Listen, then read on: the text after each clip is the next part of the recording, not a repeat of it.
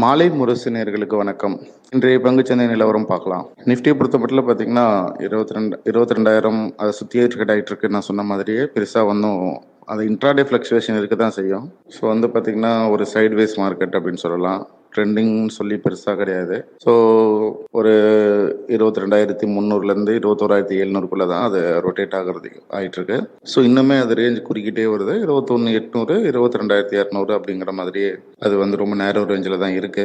In between அது ஒரு small ஒரு 100 பாயிண்ட் அப்ஸ் அண்ட் டவுன்ஸ் கொடுக்கும்போது இன்ட்ராடே ட்ரெண்டிங் மாதிரி உங்களுக்கு காட்டும். ஸோ உங்களுக்கு நீங்கள் ப்ராஃபிட் வந்துச்சுன்னா புக் பண்ணிட்டு வெளியில் வர்றது நல்லது இன்ட்ராடே ட்ரேடர்ஸ்லாம். ஸோ ஃபர்தராக மேலே மொமெண்டம் எடுக்கும் அப்படின்னு சொல்லி ட்ரைலிங் ஸ்டாப் லாஸ் போட்டு அது ஃபைனலாக வெயிட் பண்ண அந்த மாதிரி ஒரு மார்க்கெட் கிடையாது.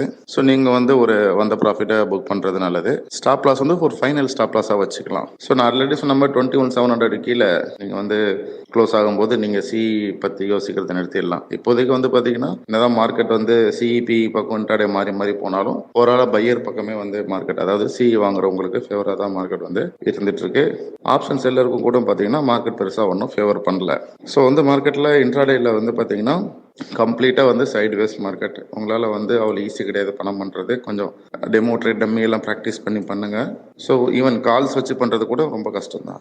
இன்வெஸ்ட்மெண்ட்டை பொறுத்த மட்டும் நான் நிறைய வாட்டி சொல்லியிருக்கேன், புதுசாக பார்க்குறவங்களுக்கும் சொல்லிக்கிறேன். ஸோ பங்கு சந்தையில் முதலீடு பண்ணுறது நல்ல ரிட்டர்ன் கொடுக்கும். அதில் ஒரு நல்ல ஒரு மெத்தடு அவங்க கொடுத்துருக்குற SIP method, systematic investment plan. இது மூலயமா நம்ம மாதம் ஒரு 1,000-2,000 போட்டுகிட்டே வந்தோம்னா பங்குச்சந்தையிலோ மியூச்சுவல் ஃபண்ட்ஸ்லையோ ஸோ பிறகு பிட்ட காலத்தில் உங்களுக்கு ஒரு 5-10 வருஷம் கழிச்சு நீங்கள் நல்ல ரிட்டர்ன்ஸ் பார்க்க முடியும்.